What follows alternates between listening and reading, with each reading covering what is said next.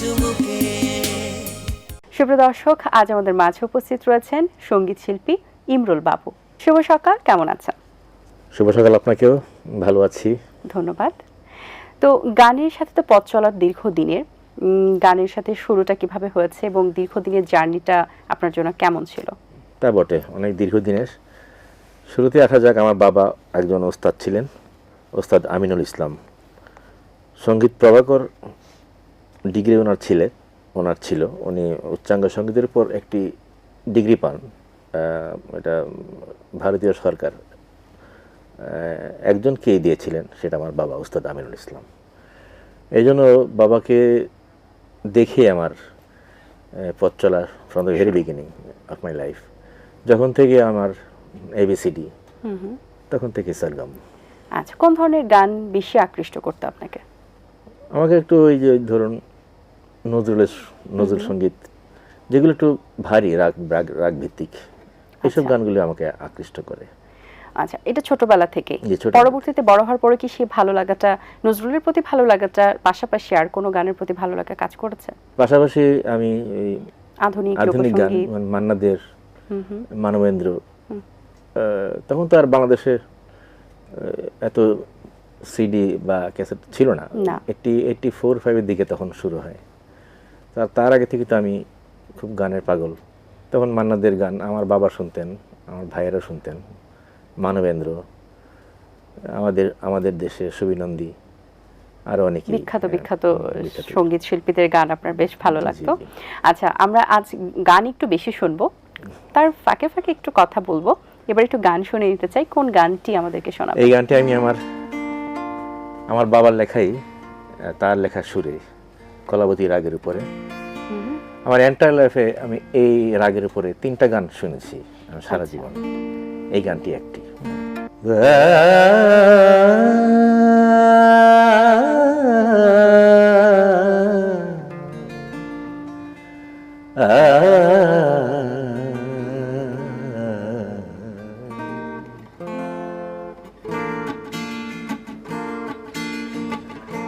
আমারে সাজাতে পারি না আমি তোমার মতো করে, গাইতে পারি না তোমার গান তোমার মতো করে। আমারে সাজাতে পারি না আমি তোমার মতো করে, গাইতে পারি না তোমার গান তোমার মতো করে। আমারে সাজাতে পারি না আমি তোমার মতো করে। বাহ, চমৎকার একটি গান। গানটা আরো দীর্ঘক্ষণ শুনতে পারলে আরো ভালো লাগতো, কারণ আমরা আরো কিছু গান শুনবো দেখে। আচ্ছা, এবারে একটু জানতে চাই যে নতুন প্রজন্ম তো গান করছেন, এবং আমরা নতুন প্রজন্মের পাশাপাশি যদি বলি লিজেন্ডারি যারা শিল্পী আছেন তাদেরও কিন্তু গান আবার অভিষেকে একটু নতুন করে কভার করে কিংবা তাদেরকে নতুন আঙ্গিকে নতুন নতুন গানেও তাদের সিনেমাতে কাস্ট করতে দেখা যাচ্ছে, এবং তারা খুব ভালো গান আমাদেরকে এখনো উপহার দিচ্ছেন, যেটা আগে তো দিতেন। তো এই সব কিছু মিলিয়ে গানের অবস্থা এখন কেমন, কি মনে হয় আপনার? আগে শ্রোতারা শিল্পী খুঁজতেন গানের জন্য, যখন ক্যাসেট সিডি যুক্ত ছিল। এখন শিল্পী শ্রোতা খুঁজেন, উল্টা আর কি, জাস্ট আপসাইড ডাউন। এখন আমাকে লিঙ্ক পাঠাতে হয় আমার গান শোনার জন্য, বা 40-50 মিনিটের একটা রিলস আমাকে শোনাইতে হয়, পুরো গানটা শোনারও সময় নেই অনেকেরই। সেটা একদিকে গেল। এখন নতুন প্রজন্মের যারা গাচ্ছে, এরা ভালোই, তাদের মতো করে গাচ্ছে, খারাপ না। হ্যাঁ, কিন্তু কিছু কিছু গান আছে, ধরেন রবীন্দ্রসঙ্গীত বা নজরুল সঙ্গীত, ওগুলিকে তারা রিমিক্স করে ফেলছে, মানে ফিউশন করছে। আমার কাছে মনে হয় যে এটা একটা অডাসিটি মনে হয় আর কি। তো ওইদিকে হাত দেওয়া ঠিক না। যেটা গানের যে বিশেষত্ব সেটার কি নষ্ট হয়ে যায়। তো ওগুলি বোধ হয় চিরন্তন, শাশ্বত হইতে পারে। একটুখানি করতে পারে, একটু মডিফিকেশন, একটু ফিউশন করছে। কিছু গান আছে, যেমন ধরেন কারারই লৌহ কাপাট অথবা দুর্গমগির কান্তার মোড়ে, ওগুলোকে নিয়ে আসতেছে, খারাপ না, বেশ তেজি, ওটা ঠিক আছে, হ্যাঁ ওগুলো করা যায়। আর কিছু কিছু গান নষ্ট করে ফেলা হচ্ছে, যেগুলো তার মেলোডি, তার ইমোশনটা, এটা খুব ইম্পর্টেন্ট, সেখানে হাত দেওয়া হচ্ছে। আমার মনে হয়, আমি ক্ষুদ্র জ্ঞানে যেটুকু, এখানে একটু অডাসিটি মনে হয় আর কি, এখানে হাত দেওয়া উচিত না। কিছু স্বতন্ত্র, কিছু মানে অরিজিন থাকা, মেইন বেসটা ঠিক রেখে যতটা যতটুকু করা যায়। ফিউশনিস্টিক ওয়েতে হ্যাঁ। রিপ্রেজেন্ট করা যায় হ্যাঁ। সেটা তরুণ প্রজন্ম করতে পারে, কিন্তু একটু মাথায় রেখে মেইন হ্যাঁ, বিষয়গুলো, হ্যাঁ, যেটা সেটাই। আপনার মেসেজটা হ্যাঁ, আসলে সেটাই। দিতে চাচ্ছেন। আচ্ছা, এই মুহূর্তে আমরা আরেকটা গান শুনতে চাই। এবারে কোন গানটি শুনবো? এবার আমার একজন বড় ভাই, উনি, কি ধরনের গান এটা? এটা আধুনিক গান, আচ্ছা, এটা ভালোবাসার গান, বা বলতে পারেন অভিমানের গান। ওনার নাম পলক রহমান। তো উনি আমাকে বলতেন, তুমি যদি কোথাও সুযোগ পাও তাহলে আমার দু একটা গান তুমি করো। উনি নিজেও গান করেন, উনি লেখক, তো তার গানে আমি করছি। হ্যাঁ, ভুল করে যদি ডাকি তোমাকে ভালোবেসে, ভুল করে যদি ডাকি তোমাকে ভালোবেসে, তবে সে ভুল ভেঙো না অবশেষে, ভুল করে যদি ডাকি তোমাকে ভালোবেসে, তবে সে ভুল করো না ভালোবেসে, ভুল করে যদি ডাকি তোমাকে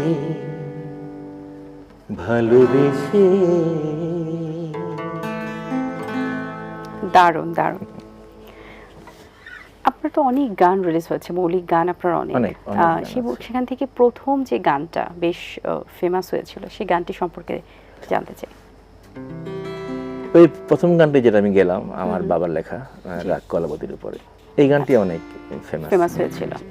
আচ্ছা, পরবর্তীতে তো আরো অনেক গানগুলো ফেমাস আরো অনেক, হয়েছে। এমন কোনো গান আছে যেটা আপনি এক্সপেক্ট করেননি খুব একটা যে দর্শক পছন্দ করবে, বাট পছন্দ করেছে? হ্যাঁ। আবার এমন অনেক গান আছে যে আমরা এক্সপেক্ট করি যে এটা বেশ ফেমাস হবে, কিন্তু হয় না। এরকম সেটাই। আছে কিনা যেটা ব্যক্তিগত ভালো লাগা? জান্নাতি কবিতা, হ্যাঁ, তো অনেকেই বলেছিলাম যে আপনি তো লেখেন, একটা গান দেন না কবিতা। তো উনি আমাকে দুটো গান দিলেন, তার মধ্যে এই গানটি আর কি যেটা গাচ্ছি, বেশ লেগেছে আর কি।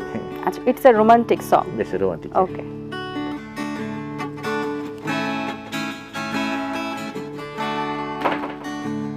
তুমি হেলো বলতে চুপ থাকি আমি, শুনি শুনি শুধু তোমাকে শুনি।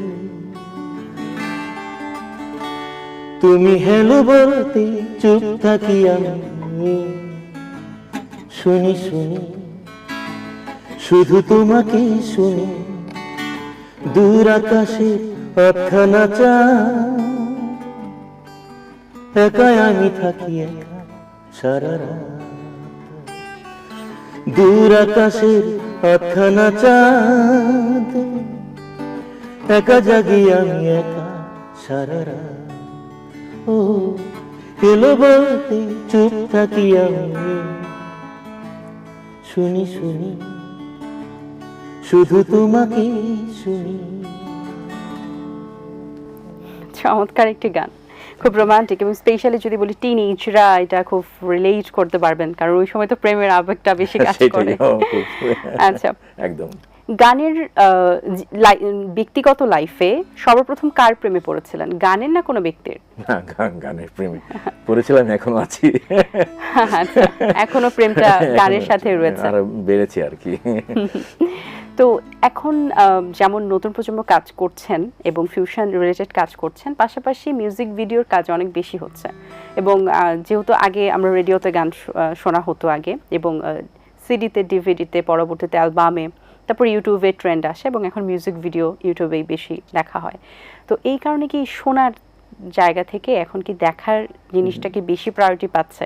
গানের জায়গাটা বা গানের যে মূল বিশেষত্বটা, সেটা কি হারিয়ে যাচ্ছে কিনা মানুষের কাছে, দর্শকদের কাছে? হারিয়ে যাচ্ছে না আসলে। একসময় তো আমাদের চয়েস ছিল না, হুম, শুধু অডিও শুনতাম। ওই সময় মানুষের আর্থিক সামাজিক এক ধরনের ছিল। এখন তো পরিবর্তন change, হয়েছে। অনেক অনেক জিনিসগুলো, অনেক খাবারের নাম আছে আমি জানতামই না, এখন শুনি। তো এরকমই। তো প্রযুক্তির সাথে সাথে মানুষের টেস্ট, প্রেজেন্টেশন পরিবর্তন হয়। সবই, হ্যাঁ, এবং সবই আমাদের মানতে হবে, এটা এটা পজিটিভলি নিতে হবে। হ্যাঁ, সেই সময়টা এই সময়টা একেবারেই পার্থক্য। এখনকার মানুষের ইমোশন, ভালোবাসাও ভিন্ন। আমি তো ধরেন ছোটোকালে বা কলেজ লাইফে আমার বন্ধুকে দেখার জন্য, একটু কথা শোনার জন্য কত কষ্ট করছি, চিঠি আদান প্রদান, চিঠিটা কাকে দিব।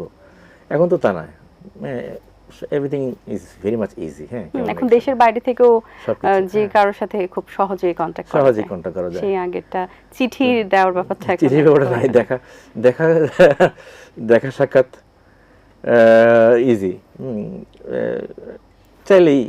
জি। এখন আর সেই মানে সামাজিক এরকম কট্টরপন্থী না। এখন একটা খুবই জিনিস ভালো হচ্ছে, মজার। অপেক্ষা করতে হয় না এখন। না, অপেক্ষা করতে হয় অপেক্ষার না, হ্যাঁ। এই কারণে মনে হয় মানুষের ধৈর্যটা একটু কমে গেছে। ধৈর্য কম, সবকিছু মানে ইলাস্ট্রিসিটি যা, বা কি বলবো, যেটা কষ্টে পাওয়া সেটা হয় না, আর যেটা সহজে কষ্টে পাওয়া যায়।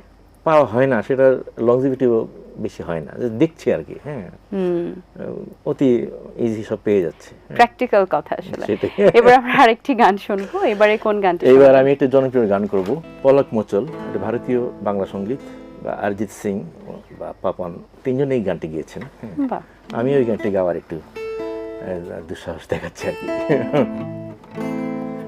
কি করে বলবো তোমার আসলে মন কি যে চায়, কেন সে পালিয়ে বেড়ায় তোমার থেকে।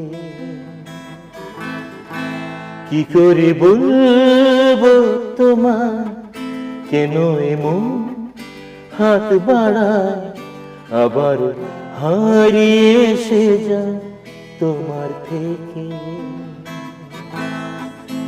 তুমি জানতে পারোনি কত গল্প পুরে যায়, তুমি চিনতে পারোনি আমাকে।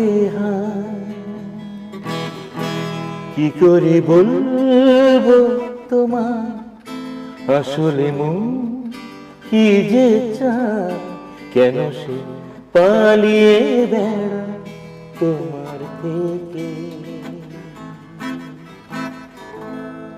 অসংখ্য ধন্যবাদ এত সুন্দর একটা গান শোনানোর জন্য, কারণ এই গানটা আমার খুবই পছন্দের। অনেক সুন্দর একটা আড্ডা হয়েছে, সুন্দর কিছু গান শুনিয়েছেন। অনেক ধন্যবাদ আপনাকে, অনেক শুভকামনা রইল। ভালো থাকবেন সবসময়। আপনাকেও ধন্যবাদ, শেষে A10 বাংলাকেও ধন্যবাদ আজকে আমার চায় চুমুকে কিছু বলার এবং কিছু গাওয়ার সুযোগ করে দেওয়ার জন্য। অনেক ধন্যবাদ। দর্শক, আশা করছি আয়োজন ভালো লেগেছে। আজ এই পর্যন্তই, দেখা হবে আগামী পর্বে নতুন কোনো অতিথির সঙ্গে। সেই পর্যন্ত ভালো থাকবেন, সুস্থ থাকবেন, A10 বাংলার সাথেই থাকবেন। সকলকে আল্লাহ হাফেজ। দিন আসে দিন যায়, সময়টা চলে যায়, তবু আছি এই বেশ ভালো। জীবনটা রঙময়, যেভাবেই হওয়া চাই, নয় কভু সাদা কালো। এই আশাতে স্বপ্ন ভাসে, সুখ হাসে চোখে মুখে, চায়ের চুমুকে, চায়ের চুমুকে।